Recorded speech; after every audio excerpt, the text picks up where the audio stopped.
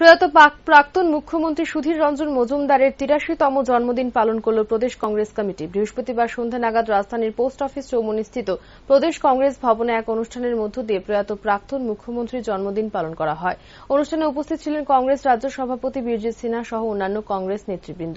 সংবাদ মাধ্যমের সামনে দিনের কর্মসূচি সম্পর্কে কংগ্রেস সভাপতি জানান, মুখ্যমন্ত্রী তথা জননেতা হিসেবে সুধীর রঞ্জন মজুমদারের কৃতিত্ব অনস্বীকার্য। তিনি দল মত নির্বিশেষে সকল অংশের মানুষের জন্য কাজ করে গেছেন, তাই আজও জনগণের মনে শ্রদ্ধার সাথে বাস করছেন তিনি। এদিন প্রয়াত মুখ্যমন্ত্রীর প্রতিকৃতিতে পুষ্পার্ঘ অর্পণের মাধ্যমে জন্মদিন উদযাপন করা হয়। আমাদের প্রিয় নেতা স্বর্গীয়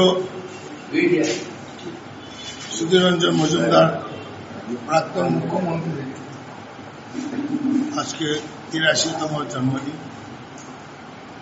আমরা আগরতলা কংগ্রেস ভবনে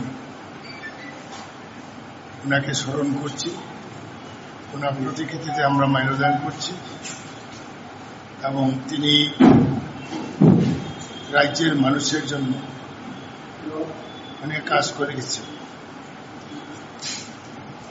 শিক্ষক কর্মচারীরা, সর্বস্তরের শিক্ষক কর্মচারীরা সুধীর মজুমদারকে কোনোদিন ভুলতে পারবে না। ছাত্র যুবক এবং হাজার হাজার যুবকদের মুখে হাসি ফুটিয়েছে। ওভারেজ ছেলে মেয়েদেরকেও চাকরির ব্যবস্থা করেছিলেন এবং উনি এত সরলভাবে চলতেন এবং অহংকার ওনার ছিল না।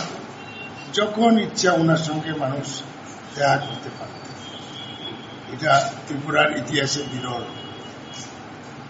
সাধারণ জীবনযাপন করেছেন, ওনার কোনো লোভ ছিল না। উনি একজন রাজ্যের মানুষের জন্য যে কাজ করে গেছেন ত্রিপুরার মানুষ কোনোদিন বলতে পারে। ওনাকে আমরা ওনার জন্মদিনে স্মরণ করছি।